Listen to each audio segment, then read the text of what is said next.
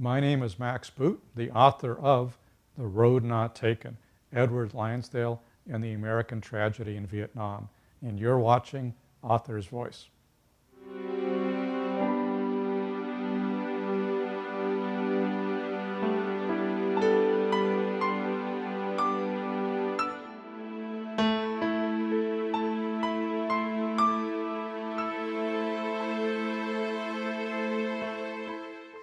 Welcome to Author's Voice, connecting authors to the world. You're watching Stranger Than Fiction, and I'm your host, Daniel Weinberg, and we're happy that you're with us in a Thursday afternoon, skipping work or being in a cubicle and not letting anyone know that you're watching. We are honored to have our author today, Max Boot, here, and I'm going to tell you a little bit about him because we don't have a lot of time for all the questions that I have. Max Boot was born in Moscow, grew up in LA, and lives today in New York City. He's a senior fellow in the National Security Studies at the Council on Foreign Relations and a renowned military historian, and recently a pundit on current events, which I'm happy to have seen him all these weeks ahead of this. He's a columnist for the Washington Post and a regular contributor to the New York Times, Foreign Policy, LA Times, and a number of other publications. He's the author of Invisible Armies, an epic history of guerrilla warfare, also War Made New, technology warfare in the course of history, 1500 to today, and The Savage Wars of Peace, Small Wars and the Rise of American Power. His latest book that he's here today for is called A Road Not Taken, Edward Lansdale and the American Tragedy in Vietnam. Liverite Publishing Corporation, a division of W.W. Norton and Company. It's 715 very readable pages and illustrated, and is $35. So, first of all, Max, welcome. Thank you for being here. I'm going to ask you first, for our audience, really, what is the Council on Foreign Relations, and how does it work? Who's on it, and what do you do with it? Well, the Council on Foreign Relations is one of the oldest think tanks in the country. We were founded in the early 1920s at a time of isolationism, and the intent was to keep the American people engaged in the wider world, and that's a mission that we've been performing ever since. It's a nonpartisan organization. We don't take positions on public policy issues. Our only intent is to foster greater understanding of foreign policy, and we, among other things, we also publish the magazine Foreign Affairs. Mm-hmm. Here's off subject for a second, because it just came to mind. Are we in a hot war or a cold war? Maybe it's hot with Russia at this point. I would say it's largely a Cold War, but it's kind of Cold War too, kind of back to the pre-1991 era, where Putin, much like his predecessors in the Soviet Union, is basically testing us everywhere, testing American resolve, whether it's in Ukraine or Syria or in Salisbury, England. And for the most part, I would say that he has found our resolve somewhat wanting, and so that's encouraged him to greater aggression. Yeah, that seems hot to me. Poisoning and hacking seems kind of hot to me for today's world. Now, when I was growing up, our long-range policy was backing strong iron men. How did that work out for us? Well, it's a hard question to answer because, some of those strongmen paid off and some, like the Shah of Iran, backfired. I think it was kind of a hit or miss policy. The guy that I wrote this book about, The Road Not Taken, Edward Lansdale, dissented from that viewpoint. He's somebody who wanted to back more democratic leaders, and he had to struggle mightily with Washington in the 50s and 60s in order to try to promote his policies, and often did not get his way. We're going to get into that, certainly. But with Vietnam on the title, I don't want to put it into any category, but is this an anti-Vietnam book? How would you describe it in that regard? No, it's not anti or pro-Vietnam. It's really trying to understand the Vietnam War and trying to understand it from a fresh vantage point that we haven't seen before. The guy that I'm writing about, Ed Lansdale, who was this legendary secret agent, has certainly been written about a lot, but never with the kind of depth and insight that I think he deserves. And what I found is that his story, because he started in Vietnam and helped to create the state of South Vietnam, in fact, in 1954, and then he was still there in 1968 through the Tet Offensive. So I found that his story provides a new way to look at the Vietnam War, and he had a very unusual perspective because he was neither hawk nor dove. He disagreed with the hawks, who thought that, like General Curtis LeMay said, that we should bomb North Vietnam into the Stone Age. He didn't think that was going to work. But he also disagreed with the doves, who were willing to abandon South Vietnam. He wanted to help, preserve South Vietnamese independence, but he wanted to do it with the South Vietnamese in the lead and without Americanizing the war and without creating this conventional big unit conflict that we ultimately stumbled into. So he was a very idiosyncratic character who I think had insights that are worth pondering, not only thinking about the Vietnam War, but also thinking about the future of U.S. strategy in the world. I'd like to get into that a bit as we go along in this hour. There are wonderful stories in this book and fascinating characters, many of which, if you've lived long enough, you've seen and heard of. And now you're going to get the backstory in a number of them through the eyes of Everett Lansdale. I was at an antiquarian book fair in this last weekend in New York, and 4 or 5 people who came by recognized his name when I showed them the book. So it's not as if he's unknown out there. I was glad to hear that. Yeah, well, he was actually quite famous at one time. He was said to be the model for the quiet American and the ugly American. He was quite celebrated. I mean, when he went back to Vietnam on his second tour in 1965, it was front page news. And he, I think, has unfairly fallen into oblivion in recent years. And one of the things I hope to do with this book is to resurrect his reputation and to get people interested in him once again. And his ideas. And not because he was right about everything. I mean, he was right about some things and wrong about others, but I just think that he was a fascinating character who was interesting in and of himself, but also has, some relevance for thinking about the Vietnam War and the future of the U.S. war on terror and other things as well. Well, that's what I think everyone is going to enjoy reading. It's a very readable book, as I said before, but there's numbers of fascinating stories and characters in here. That's why I don't read novels very much. You can't make this up. And this is why it's stranger than fiction. To coin a phrase. Yes. So, I mean, there's, for instance, the chopstick torture story and his early use, I think, I'm going to say it, Facebook bots with his use of pamphlets, leaflets in psychological warfare starting in the Philippines. Now, we can't tell the entire story of this book. You're going to have to read it for yourself. We're going to try to show you flashlight glimpses into it. But I love a book anyway that uses the word lanyap. I saw that, and that's my high school annual play at New Trier was named Lanyap.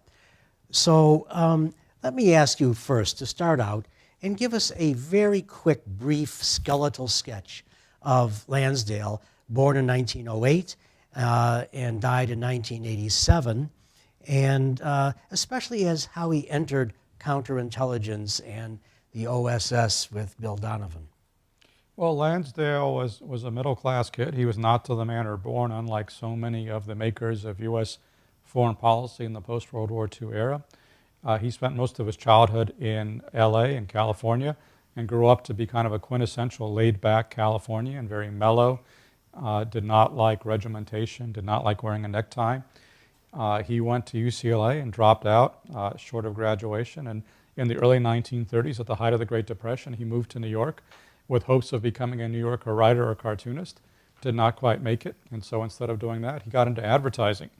And he had quite a successful advertising career going in the 1930s in San Francisco until World War II came along. And then he wanted to get into the fight. Initially had trouble getting into the Army because he was over age. And so instead, he got into the OSS. And during World War II, he served in America's first civilian intelligence agency, interviewing travelers in the United States about places they had visited abroad in North Africa and the Pacific and other places where U.S. troops would shortly be invading. And in the course of that, he showed himself to be a very skilled listener and somebody who was very good at eliciting information from people. Then towards the end of World War II, he finally got into the Army and became an intelligence officer. A few years later, he would transfer to the Air Force, even though he had no intention of becoming a pilot or navigator, just because he thought that this new service would have greater receptivity to new thinking. And then in 1945, in the fall of 1945, as millions of GIs were preparing to come home and as World War II was ending, Lansdale went abroad on his first permanent overseas deployment to the Philippines, and that's really where he got into the counterinsurgency business. Matt, we have a souvenir that from the Great White Fleet. Now, he was born when the Great White Fleet went out under Admiral Dewey and went to Japan and Korea and China and around the world. And souvenirs were brought back.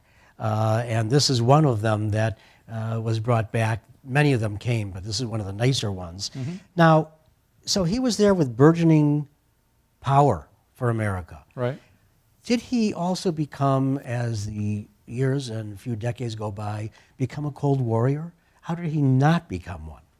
Well, he was definitely a Cold Warrior in that he believed, just like everybody in the CIA and the military believed in those days, that the battle against Soviet communism was a battle of good against evil. But he was kind of an idiosyncratic Cold Warrior because, as I mentioned earlier, he wasn't somebody who believed that we should just be bombing the communists into oblivion. In fact, he counseled the very opposite in the Philippines when he first dealt with the Huk Rebellion, the Huk Balahat movement, this communist insurgency in the Philippines, and he counseled the Philippine army to use less force rather than more force. He was very much a proponent of what would later become known as the Hearts and Minds School. In fact, he was one of the pioneers of what would today be called population-centric counterinsurgency, a term that did not then exist. His basic insight was that the way to win was not by killing a lot of insurgents, but by providing security to the people, winning the confidence of the people, treating the people right, treating them as brothers, in fact. And if you did that, then the people would gain confidence in the army, and then they would rat out the insurgents in their midst. That was essentially, that's the essence of counterinsurgency as developed by Ed Lansdale in the early 1950s. So yeah, sure, he was a Cold Warrior, but there were many different varieties of Cold Warrior, and he was somebody who definitely believed in political warfare and psychological warfare instead of just using a lot of bombs and bullets. Well, that may have made some differences. We'll get to that as well. But still, he was there at that inception of the power. And as the Jesuits like to say, give me the child, I have the adult. So I can see where that might be inculcated into him and the power that was growing, but the power for good through Lansdale's eyes. He also, I know, was from your book that he was influenced by the American Revolution and Christian Science. In what ways did that impact his personality? Well, Ed Lansdale was not a great student, and his life will give hope to see students everywhere. But he was a great reader, and he loved to read about the American founding. And his father, in fact, had this multi-volume set of documents relating to the Revolution that were quite common in middle-class homes in the 19th and early 20th centuries. And he would read those documents. And really, he was inspired by the ideals of the Declaration of Independence and the Constitution. And those would become his lodestar as an agent of American power in Asia, because he believed that the Declaration of Independence in particular was our secret weapon, because you had, on the other side, you had the communists trying to advance by applying Mao's philosophy, and he thought that the Declaration of Independence was far more powerful than Mao Zedong's Little Red Books or Karl Marx's Das Kapital or Communist Manifesto, because he thought that people wanted to be free and we could offer them a way to do that. And so, his understanding of the American Revolution really became very integral to what he achieved. And as I argue in the book, the fact that he was also raised in a Christian Science home was additionally important, because Christian Science is a religion that basically believes in mind over matter, believes that physical reality is not real. The only thing that's real is essentially the mind of God. And so, that I think that also inspired Lansdale with an ability to imagine that he could remake foreign societies, that the physical constraints of the world would not stop him from trying to export these ideals, because in fact Christian Science is a very idealistic religion. And so I think the American founding and Christian Science worked their way into his psyche and helped to create what would later become known in some quarters as Lansdaleism, his political philosophy.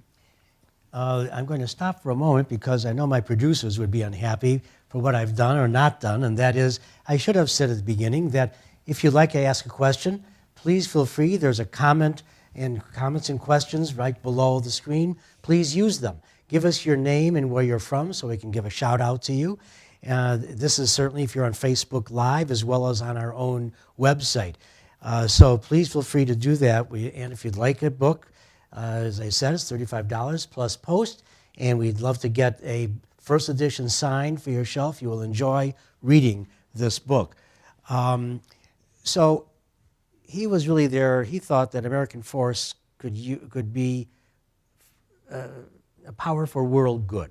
Okay. And whether that's all worked out, like nation building, et cetera, or we tried to export democracy as well, how difficult, though, is it to export democracy to countries that have been autocratic forever and don't know the processes, and certainly, of course, without Lansdaleism and getting to the people and trying to explain it in some fashion, and with not a corrupt government that they could look to, it's still, I think, a difficult slog to put democracy in there when they expect maybe the communalism more than the individual, which we are so interested in. It's really the communalism that is important to the leaders. Well, that was certainly an argument that was made against Lansdale, and there were a lot of skeptics of Lansdale's view at the time and since, who thought that he was trying to export these American concepts into societies where they didn't apply. And that's to some extent a criticism that you can make. He certainly had mixed success in both the Philippines and in South Vietnam. But on the other side of the ledger, from Lansdale's perspective, he wasn't necessarily doctrinaire about democracy, but he did believe that people wanted a voice in their government. They didn't want to be abused by their rulers, and that if they were more likely to be swayed by the lure of insurgents promising them a better life. And so he did believe that it was imperative to combat corruption, to combat abuse of power, to put the government in closer touch with the people. And he thought that making it more democratic would be the way to do so. And so I think there's something to be said for his viewpoint as well. I mean, at the time, among the skeptics was Graham Greene, the British novelist, who made fun of a Lansdale-like character in his novel, The Quiet American, Alden Powell, who was probably not actually based on Lansdale, but widely associated with Lansdale, because he had a very similar viewpoint. And this Alden Powell character, much like Lansdale, believed in what Graham Greene called the third force in South Vietnam. And Graham Greene, who was this cynical, curmudgeonly old Brit, thought that this was extremely naive and that the only things that could possibly work were either colonialism or communism. But this third force that Alden Powell believed in, that Ed Lansdale believed in, has actually done, I would say, better on the whole than either communism or colonialism, because that third force is democracy. And if you look around Asia today, country after country is democratic, something that people in the 50s and 60s were very skeptical that these Confucian societies could possibly turn democratic. But you look at Japan, you look at South Korea, you look at Taiwan, there are many other examples. Democracy actually has taken root. And so I would say that Lansdale's viewpoint was not quite as naive as it was often made out to be. Well, he was a visionary, as you say in here, but was he idealistic or pragmatic in his visionaryism? Well, I think he tried to balance the idealism and the pragmatism, and you see an example of that in the early 1960s with Ngo Dinh Diem, who was a friend and protege of his in South Vietnam, but was far from democratic. And Lansdale had tried to constrain Diem's authoritarianism when he was in South Vietnam from 1954 to 1956, but thereafter Diem fell under the sway of his fascistic brother Ngo Dinh Nhu and imposed much more of a kind of fascist state in South Vietnam. And Lansdale opposed that, and he thought it was a mistake, and he thought that Diem was driving people into the arms of the communists. But nevertheless, when the Kennedy administration decided to get rid of Diem and back a military coup, Lansdale said, whoa, that's not a good idea. I mean, he recognized that Diem was very imperfect, and he would have loved to have pushed Diem more along the liberal democratic path, but he also said, you can't let you can't be transfixed by this notion that if you simply get rid of Diem, everything will somehow work out, because in fact, he knew the generals who wanted to overthrow him and knew that they would be even worse. And so he was able to make this very hard-headed calculation between the greater good and the lesser good. And he understood that sometimes you had to pursue a less than optimal policy because the alternatives were even worse. And as it turned out, he was absolutely right. And because, in fact, overthrowing Diem greatly destabilized South Vietnam and led us deeper into the quagmire of that war. Well, he was controversial, as you've pointed out, and he was also fighting two front wars, as you point out in the book, that both in the Philippines and Vietnam. So he had both the enemy and the adversaries within his own government. What sort of weakness was that, do you think? I don't think it was a weakness in his character. He had to go out and push for what he thought, but was that kissing down and kicking up, was that a difficulty for him then? It was both a strength and a weakness. The strength was that he did not much care what his superiors said when he was convinced that they were wrong. He did not mind pursuing his own path, even in the face of considerable opposition and adversity within the bureaucracy. And he was able to achieve a great deal in the Philippines and in South Vietnam in the 1950s by disregarding the conventional wisdom and being unafraid to oppose his superiors. But at the end of the day, it proved to be a weakness because he was such an inveterate maverick and troublemaker. He hated the bureaucracy so much that he treated the bureaucracy as an enemy, and in so doing, made it one. And in the end, he accumulated more enemies than he could defeat, including powerful adversaries like his own boss in the 1960s, Secretary of Defense Robert McNamara. And because he did alienate so many people in positions of power, he was not able to exercise the kind of authority over Vietnam policy, especially in the 1960s, that he might have been able to do if he had been able to go along and get along a little bit better. McNamara, who later wrote a book that he was wrong. Yes. Yeah. It's when many people knew ahead of time that it was wrong. Yes. So and McNamara was too ignorant and arrogant to listen to Ed Lansdale when Lansdale tried to tell him that he was wrong and that he was not going to just win the Vietnam War through sheer firepower, that he had to, he kept warning McNamara about the X factor, which was the feelings of the people of South Vietnam about how they wanted to be governed. But because you couldn't reduce the X factor down to a mathematical equation, McNamara thought it was irrelevant and didn't matter. Well, you say he was roguish. And was that both on policy and operations, that he was a rogue in a way out there? He was roguish, I guess, in every conceivable way. I mean, one of the big storylines in my book concerns the great love of his life, this extramarital affair that he had with a Filipino woman named Pat Kelly, whom he met when he went to the Philippines in 1945. And they had this great passionate romance that I learned about because I got my hands on the love letters that they shared with one another, which had been hidden in a basement for many years. Was this Lansdale? Was that Pat Kelly's conglomeration of letters that she had kept? Yes, and in fact, I tracked down Pat Kelly's granddaughter, who was living today in Northern Virginia, and I went to her house, and she said, "Hey, would you be interested in these letters I have in my basement?" And I said, "Boy, would I," because these were all the love letters that Pat Kelly had kept over the years and then handed down to her granddaughter, just striking gold for a biographer. And I was also lucky, by the way, to get the cooperation of Ed Lansdale's boys, who are now in their 60s and 70s, who shared with me the letters that he wrote to their mother, Helen, often simultaneously while he was writing to his mistress, Pat Kelly. And so I'm actually the first person after Ed Lansdale himself to have read both sets of letters, and they provide this unparalleled insight into his mind. And this was actually one of the most surprising aspects of the book was, because I'm a kind of knuckle-dragging military historian. I didn't expect to be writing this great romance, but in fact I was deeply moved by the romance between Pat Kelly and Ed Lansdale, which went on from 1945 to 1956, and then they were friends thereafter. Then finally, after his first wife died in the early 1970s, Pat Kelly finally moved to the United States, and Ed Lansdale and Pat Kelly got married on July 4th of 1973. So, this was one of the great hidden dimensions of his life that previous authors and historians didn't know about, and that was, fascinating for me to fill in this blank canvas. Well, he thought that one of the things you might want to do if you're out there as an agent of America and in other foreign lands, you might want to get a mistress so you get to know what's going on in the society. Yeah, absolutely. It was actually very important for him. It kind of served as an entree for him into Filipino culture.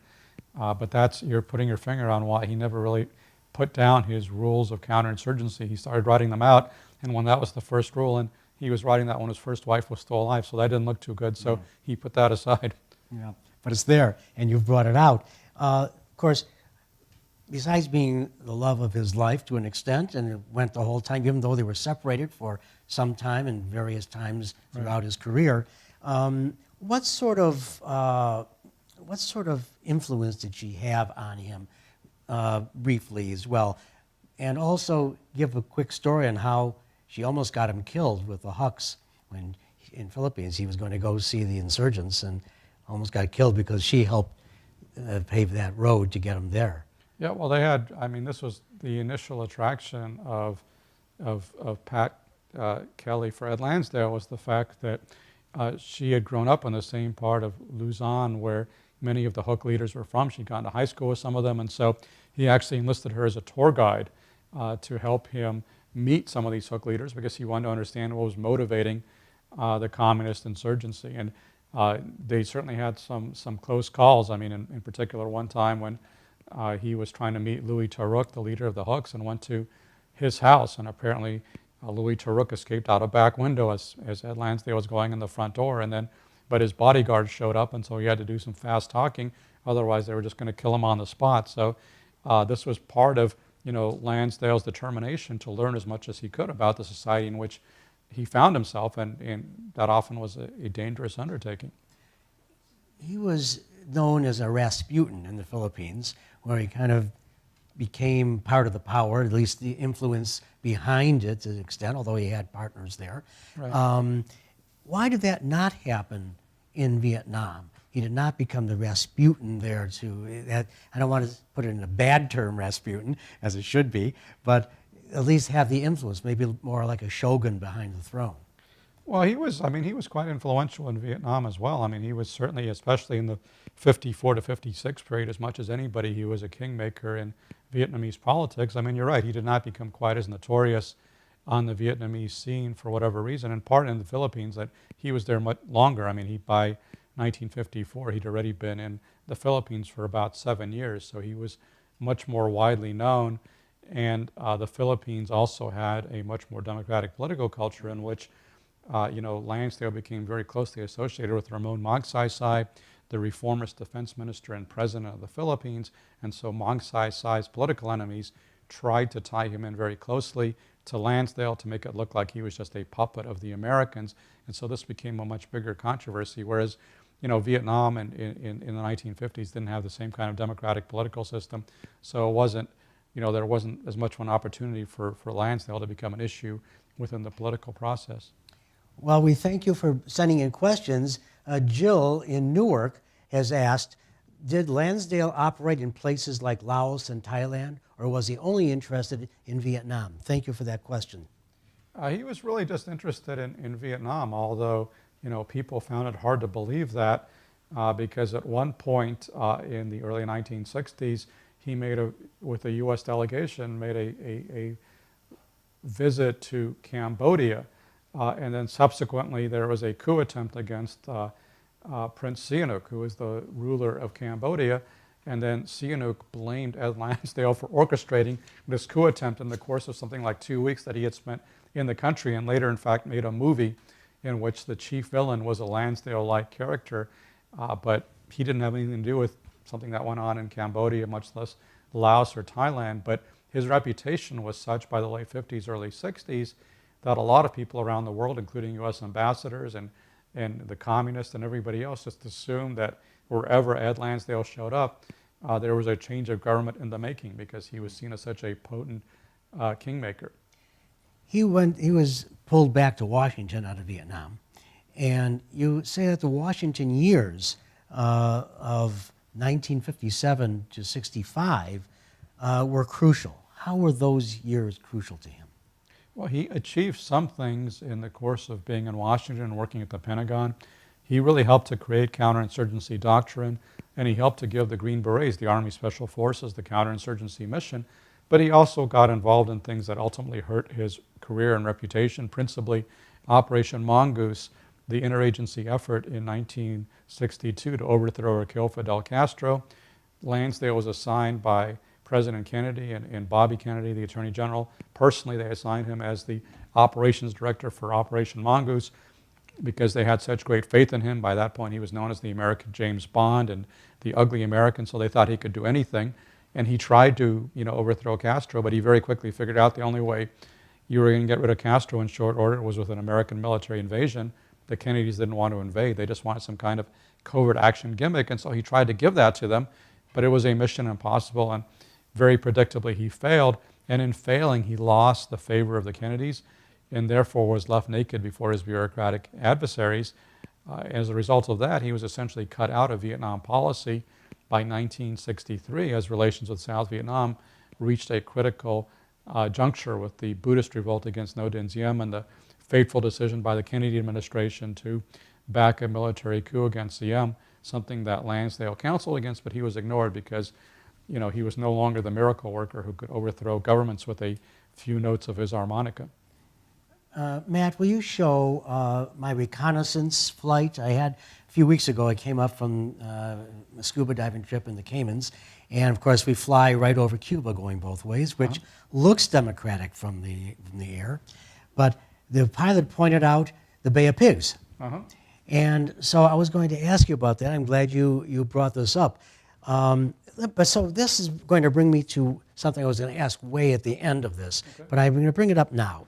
And that is when General Wesley Clark was sitting in this chair, I asked him about politics in the military. And he said, there are no politics in the military. He was a nice guy. I didn't want to really say anything. To me, we're political animals anyway. And there's got to be politics if you want to try to become someone senior. There has to be. But so let me ask you this, especially since Kennedy just came to mind. What is the more challenging? A military person becoming president and therefore a political animal, or a politician becoming commander-in-chief? What are the respective challenges? And did Kennedy, in that regard, did he learn on the spot how to be a commander-in-chief? Well, I think there's considerable challenges both ways. I mean, very few military leaders have succeeded in the political arena in the way that President Eisenhower did, for example. And then you've had, many civilians who become commander-in-chief with little military, certainly no high-level military experience, and stumble. And Kennedy certainly stumbled early on. The Pay of Pigs was a terrible mistake. He had a calamitous summit with Nikita Khrushchev in Vienna at the beginning of his administration.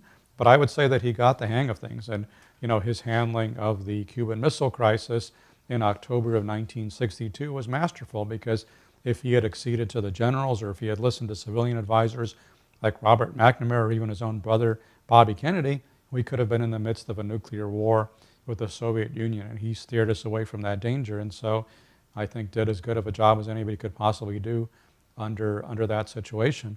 But, to pick up your question about that you asked Wes Clark about, is there politics in the military? I mean, I don't know how you can deny it. I mean, it's not necessarily the normal politics of left versus right. It's bureaucratic politics, but every organization in the world, including the U.S. military, has bureaucratic politics, and Lansdale was constantly caught in the middle of it. He was constantly in the middle of one fight or another with other generals and other leaders within the military, and that greatly affected his ability to implement his ideas. And that's one of the things that I found fascinating in the book, was just writing about, I mean, it wasn't just the military, it was with the CIA, State Department, the whole of government. There were these constant, vicious, backstabbing bureaucratic battles going on, where very often bureaucrats would put their determination to do in Ed Lansdale ahead of their desire to achieve the objectives of the United States. I mean, that's how bad it got. So which presidents did he know personally, and did he have a chance to espouse his ideas to personally, from Eisenhower and Kennedy up to Ford and Carter? Was he somewhat on speaking terms with any of them? I would say that the presidents that Ed Lansdale knew personally were the ones that he knew the best would have been Richard Nixon and John F. Kennedy. And he was especially influential with Kennedy in his early days. When Kennedy came into office, he wasn't focused on Vietnam. Eisenhower had actually told him that Laos was going to be a bigger issue. And it was actually Ed Lansdale who got John F. Kennedy interested in Vietnam, because he had just returned from Vietnam in January of 1961, and one of the very first documents that landed on President Kennedy's desk when he was inaugurated was a report from Ed Lansdale on what was going on in Vietnam. And Lansdale also got him interested in the whole subject of counterinsurgency, of brush fire wars, of the Green Berets. So he was actually quite influential with Kennedy initially, and Kennedy talked about sending him to South Vietnam as U.S. ambassador. If that had happened, history might have been different, but it was nixed by all of Lansdale's bureaucratic adversaries, including Secretary of State Dean Rusk. And then later on, when President Nixon was inaugurated in 1969, Lansdale thought that he was retired by that point, but thought that he would return to influence again because he had known Nixon as vice president in the 1950s, and they got along quite well together. And so he hoped for a role in the Nixon administration, but Henry Kissinger prevented it from happening because Lansdale by that point had a well-developed reputation as a maverick and a rogue, and Kissinger was a control freak. He wanted to control every strain of Nixonian foreign policy, and he wasn't going to have some kind of independent operator going off on his own, and so he basically prevented Lansdale from having a role with Nixon, even though he and Nixon knew and liked one another. Well, Kennedy, it was thought by some that when he was assassinated, that at that time he may want to pull out of Vietnam, and there's that little controversy. Did Lansdale think that he was going to pull out, or would he have told him to pull out? Well, this is one of these ironies, because there's this popular conspiracy theory online which holds that Ed Lansdale was the mastermind of the John F. Kennedy assassination on behalf of some kind of murky military-industrial complex. It's this cockamamie theory, but Oliver Stone actually made it the basis of his movie JFK. But if you look at it with any kind of analytical rigor, it breaks down very quickly because A, the claim that people like Oliver Stone make is that John F. Kennedy was going to pull out of Vietnam and this alarmed the military-industrial complex. Well, in the first place, there's no real evidence that John F. Kennedy was going to pull out of Vietnam. In fact, while he was in office, the number of U.S. advisors in Vietnam increased from a few hundred to almost 20,000. He was ramping up our commitment. And in the second place, why would Ed Lansdale want to kill John F. Kennedy for reducing the number of U.S. troops in Vietnam? Because Ed Lansdale was not advocating a big U.S. military presence in Vietnam. I mean, he wanted to help Vietnam, but he wanted to do it with small teams of advisors, keeping the South Vietnamese in the lead. So he certainly was not in favor of Americanizing the war effort. So this crazy conspiracy theory about, Lansdale and the Kennedy assassination just is completely illogical.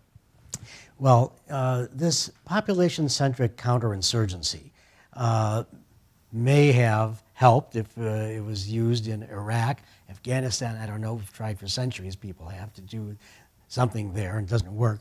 But John le Carré rails against using old Cold War tactics. And he said the rules have changed, but we haven't. How could that help today, or what are the rules that have changed, and what need we do today to be in the world stage? I mean, I'm not sure that the rules have changed that much over the centuries. I mean, my previous book was a history of 5,000 years of guerrilla war, and some things have remained essentially constant, which is that it's very hard to control a rest of the population with military means alone, unless you're actually willing to engage in genocide, which mercifully we are not. Short of that, you have to be able to win them over. And this is a strategy as old as the bread and circuses that the Romans offered their captive populations. The Romans understood that they could not simply control their empire by fire and sword. They also had to give a positive future to the people to make them support Roman rule. And that truism is essentially true, holds true today, that you can't just defeat an insurgency by killing insurgents. You have to outgovern them. You have to give the people of that country a reason to support the government over the insurgency. And that's something that Ed Lansdale was advocating in the Philippines and Vietnam in the 50s and 60s. And that remains true today in places like Iraq, Syria, and Afghanistan. We're not going to win through military means alone.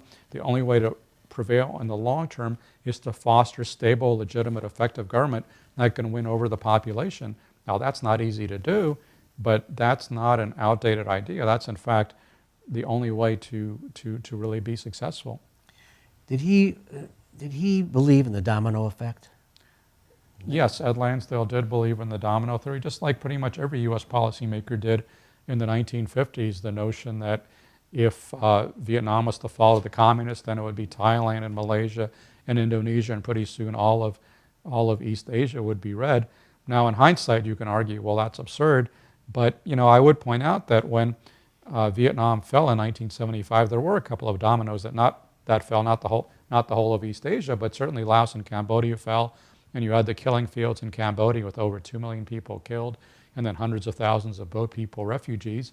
And then Lee Kuan Yew said something very interesting, the longtime Prime Minister of Singapore, which is he said after the Vietnam War that, thank goodness for the American involvement in Vietnam, because that bought time for the other countries in Southeast Asia to develop their own governments and to prevent communist takeovers. And so Lee Kuan Yew thought there was something to the domino theory.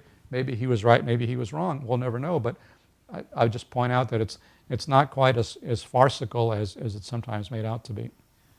It's interesting. I mean, I felt at the time, living through it, that I didn't buy it, I guess. I mean, that's one of the reasons I wanted to pull out of there. I didn't think we were going to have a domino effect.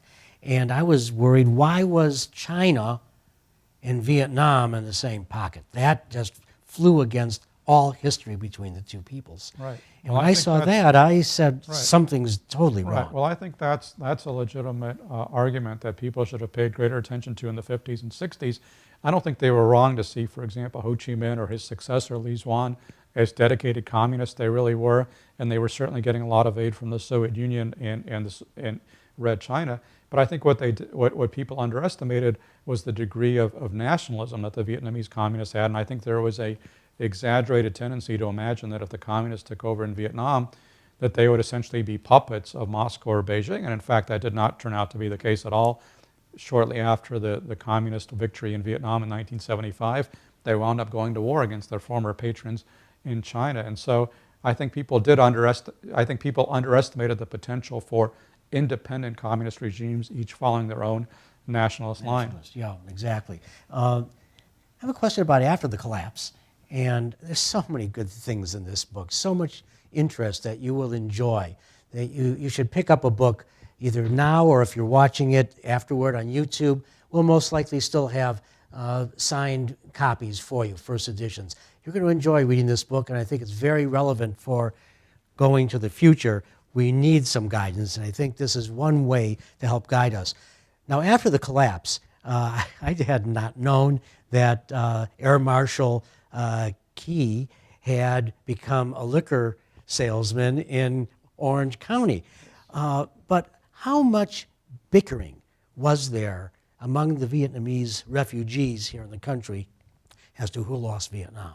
Well, there was a lot of bickering, and it wasn't just when they became refugees. There was a lot of bickering within Vietnam when they were in charge. And this is one of the things that drove Ed Lansdale to distraction, because he kept trying to tell the South Vietnamese political leaders, basically, you have to hang together or you're all going to hang separately, that you're facing this existential threat. So please stop squabbling and please join in this united front against the communist assault. But it was very hard to convince them of that, in part because Vietnamese politics was so corrupt that everybody was out for their own, and you had these different factions competing for influence. And in 1968, during the Tet Offensive, there were conspiracy theories, which may well have been accurate, that when Nguyen Cao Ky, who was then the vice president of South Vietnam and an Air Force marshal, he had some of his top advisors killed in an airstrike by an American aircraft in Saigon, and that there were a lot of conspiracy theories that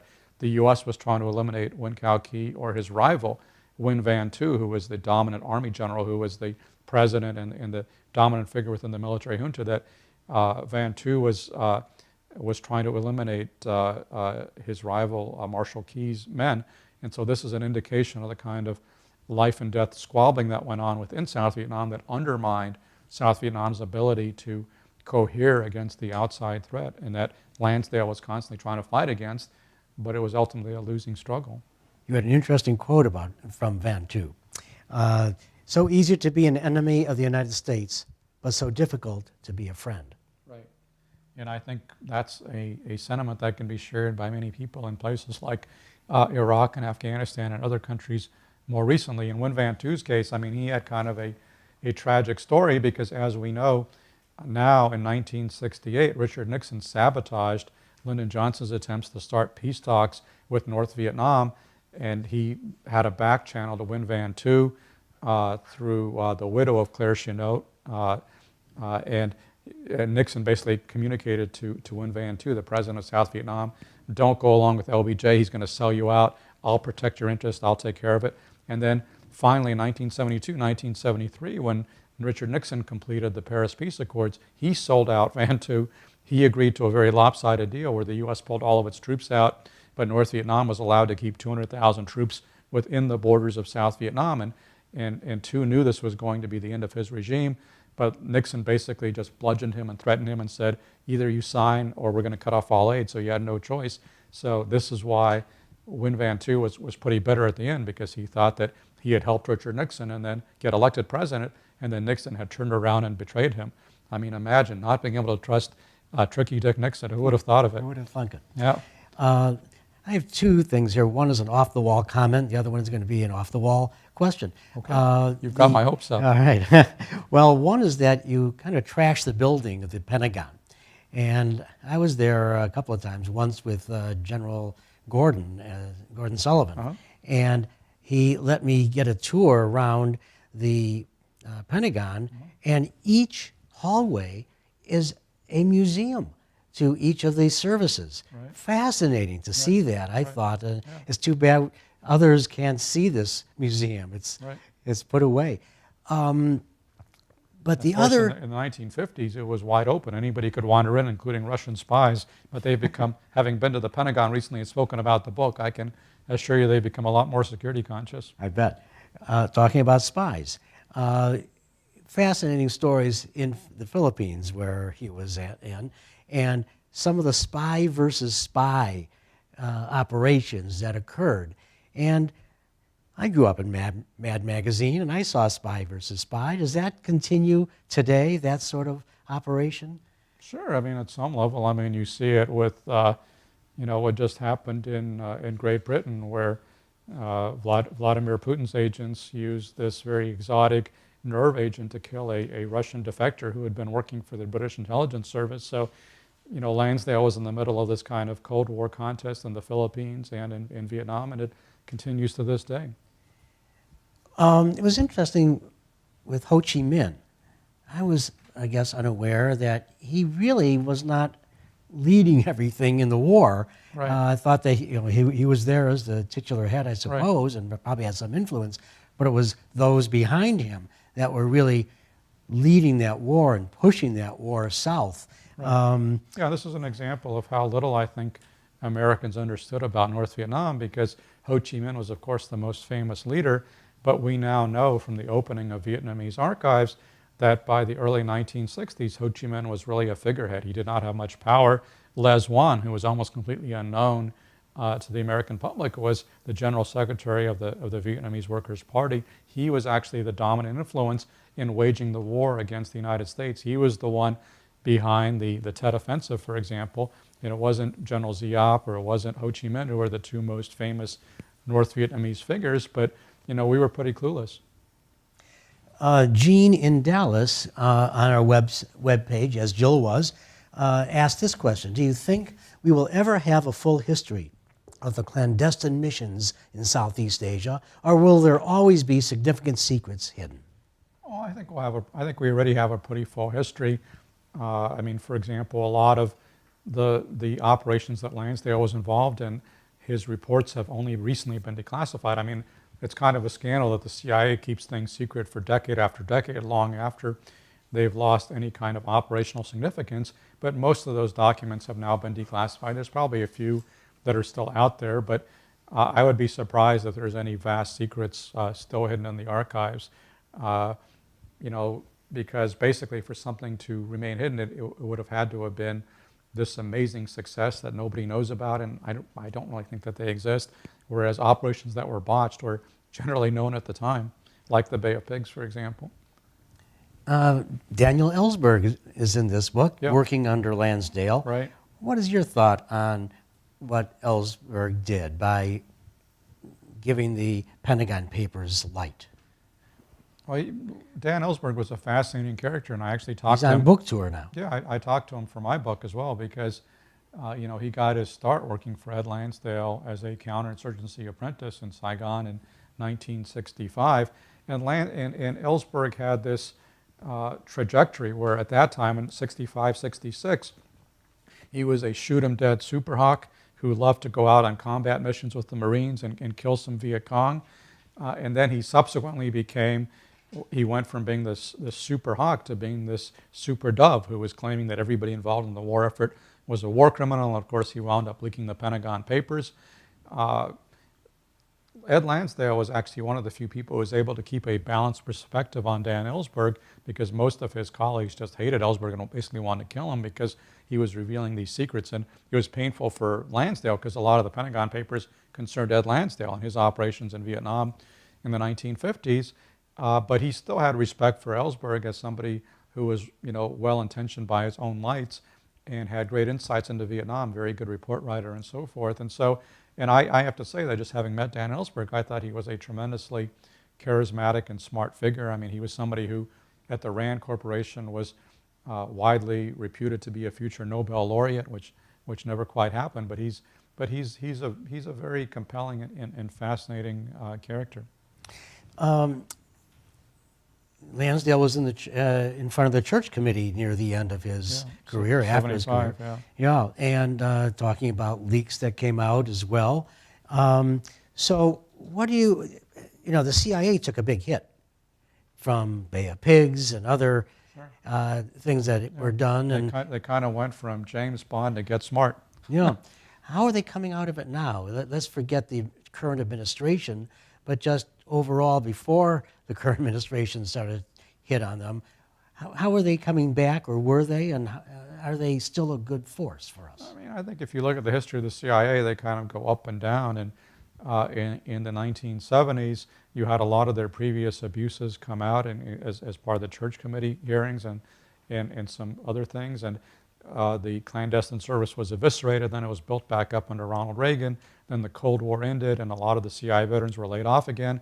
Then 9/11 happened, and the CIA greatly expanded, and I think has been reasonably effective in the war on terror. But of course, they also engaged the presidential direction in torture of detainees in the early post 9/11 days, and that's all coming back to haunt them now with Gina Haslip, the woman who's been appointed to be the next director of the CIA. She was in charge of one of these black sites in Thailand where detainees were tortured or subject to quote-unquote enhanced interrogation techniques, and that's going to be a huge subject of controversy in her hearings. And so I would say that the CIA's reputation is always waxing and waning, but I don't think anybody seriously thinks about getting rid of the CIA because they understand that we need to have these intelligence capabilities, especially in a world where you have, the FSB and the other Russian intelligence services, which are very effective at penetrating Western societies. Well, with the hits that the CIA and Justice and State Department being eviscerated, can that come back quickly enough when a more conventional president is in power? It's very worrying that's happening to them. I don't think the vast majority of the populace in the United States is going to take that in and include that into their thinking. I think they're going to think when it comes back, they're ready for it to come back in the way that they used to be. Can that be rebuilt? I think it'll take time. I think it'll take a lot of time to undo the damage of the Trump presidency if in fact it can be undone.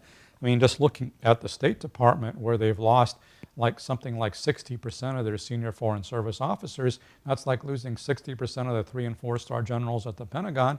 You can't just recreate those people overnight, and they're not getting a lot of new talent in the door either because it seems like a terrible place to work right now. And so it may be a generation before you can regenerate that diplomatic talent. And I think it's going to be very hard to regenerate the American position in the world because even if you have somebody after Trump who's kind of a more conventional internationalist type of president like we've traditionally had since 1945, people around the world are going to look and say, well, wait a second, how do we know that we won't have another Trump arising in the United States? Because there's obviously these isolationist and nativist and protectionist sentiments in the United States that Donald Trump tapped into.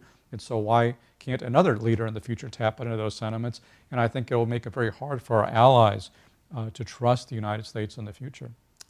Well, I hope that doesn't take place and that we have enough trust in the world. But but we're going to be taken over. China certainly continues on in both good and bad, and taking over places like the China Seas that we should be involved in. So it's a worrisome thing. Rusk, Dulles, Kissinger, Cheney behind the scenes. Do we have any foreign policy heavyweights? I think you are one of them that has come out, frankly, that people can listen to and maybe hang a idealistic hat on and say, yes, there is a way out of this. Are there heavyweights there that are that will still be there for us at the end of all this? Oh, I think we have foreign policy heavyweights. The problem is that they're outside the arena right now because, Trump can't stand to have people of independent stature and views, especially those who might have been critical of him in the past. And what that means is that essentially he sidelined most of the Republican and Democratic foreign policy establishment, both of which were very critically, and I think rightfully so critical of him. And so, he wound up appointing a Secretary of State, somebody in Rex Tillerson, who I thought was unqualified. He had no real background in foreign policy, a CEO with no government experience, and now he's been replaced by Mike Pompeo, who was a Republican congressman and briefly a CIA director. Maybe he will be better, but he's not obviously a foreign policy heavyweight either. And so, and Trump seems to be tiring of H.R. McMaster, who's a very smart general, who's his national security advisor. So I think, somebody like Trump who thinks that he's his own best advisor, it's very hard to bring in the best outside talent and almost impossible for him to listen to their views when they try to tell him, for example, that tariffs and trade wars are not a good idea. He's got in his head that, trade wars are good and easy to win. No serious economist would agree, but he doesn't listen to serious economists. So, I think it's a tragedy that we have developed people with experience and stature, and they're completely sidelined. They can't help the country in its hour of need.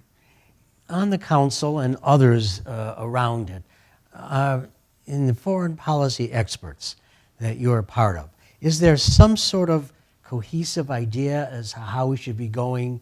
It might be leaning a little bit this way or leaning a bit that way, but is there a future that the foreign policy experts would like to see us travel on? Well, I think the dominant view of the foreign policy establishment, both the center left and center right, is we should essentially continue on the course that was charted for us by the wise men in the immediate post-1945 era, people like Dean Acheson and Harry Truman and George Marshall and George Kennan and so many others who put us on this path of supporting this liberal internationalist world order with alliances like NATO or the U.S.-Japan alliance, the U.S. alliance with the Republic of Korea, the U.S. support of freedom and democracy around the world, U.S. support of free markets and free trade. This kind of liberal international order that we've underwritten for more than 70 years has served the United States very well, and I think it still has dominant support from the foreign policy establishment. But of course, Trump spits at the foreign policy establishment. He thinks that we've created very bad deals, and it's our fault that steel workers in Pennsylvania are out of work, which is ridiculous. But that's his mindset. So he's not listening to the best experts, and I fear that we will pay a price for that. Why was history not over in the early 90s when the evil empire fell? I mean, what went wrong, and why did history come back? Well, I think history was not over because history is never over. It never ends. It's a story without an ending. Yeah, thank God. It's a story without an ending. And I think it's hubristic to imagine that history has, at any point, has finally reached an end point, and we're all going to become good liberal Democrats. And we're seeing, sadly, that it would be nice if it worked out that way, but history doesn't really work that way. It's full of unexpected and tricky turns, and neither victory nor defeat is ever final. One last question about American democracy. We've been downgraded as a democracy in the world. Is democracy dying in this country? I wouldn't say it's dying. We need an electorate, first of all, that's educated. Right. I wouldn't say that democracy is dying. I would say it's certainly in more peril than I've ever seen in my lifetime, and I've been around for almost 50 years. You see a declining faith among young people in democracy. They're not as instinctively pro-democracy in polls. Why do you think that is? Well, I think because they tend to take democracy for granted. You have an older generation that remembered the challenges of World War II and the Great Depression, and they understand how precious it is to have relative freedom and prosperity and security. And younger people kind of take it for granted, and they think it's boring, and they want something more exciting. And you saw some of that in the pre-1914 era, where a lot of people were bored with this long period of peace and wanted to be tested by war. And of course, they got more war than they had bargained for. And I fear that we may be in for something like that in the future, because I think we've let the foundations of our democracy erode, in part because we don't have the knowledge of civics and history that we should have, and so people don't appreciate how the democracy works or how important it is to maintain it. Well, Max, we thank you so much for being here and you. taking an hour out with us to talk about your book and give insight from you. We have many upcoming shows on Author's Voice, which connects authors to the world. Our next one is tomorrow. Our mystery show called Solved. It's very special. It's tomorrow, March 16th at 3 p.m. Central. And Libby Hellman hosts Jeffrey Deaver with his latest mystery novel, The Burial Hour. That's interesting. Libby booked a really fine mystery author here. I'm excited to see him. And on March 20th, next week at 3 p.m. Central, Berta's Books. And you can see all this on our website as well. You'll see upcoming shows. But Berta's Books is Roberta Rubin hosting Kathleen Rooney with her latest novel, Lillian Boxfish Takes a Walk. She's a poet and publisher. Rooney is an interesting woman who takes poets and their typewriters out to compose commissioned poetry on demand. I saw that up in Highland Park in my public library a year or so ago. It's fascinating what she's doing. I hope she'll talk about that as well as about her new novel. You can ask questions and order signed books at authorsvoice.net. And if you're watching this on YouTube after our live broadcast, you can order signed books while they last, but we should have them for you. And you can use the link under each title to get to those books. Now, coming in May, on May 5th, we're going to have Craig Simons on his expansive naval history of World War II. That's going to be fascinating. Craig has been here 2 or 3 times already. And also look for John Meacham to come in May. We don't have a date yet for him, but with the American Soul book that he has out, he'll come in for the 2nd or 3rd time. I'm forgetting now how many times he's been in. So look forward to all this and watch on authorsvoice.net. Max, thank you so much for being here with us. We appreciate Liverite Publishing, part of Norton, to have brought you in. And remember that this book is $35. You can get it right now signed, or if you're watching later, please do. Welcome back. I thank everyone and our staff for what they do. We couldn't have done this without them, certainly. Thank you for joining us, and we'll see you again.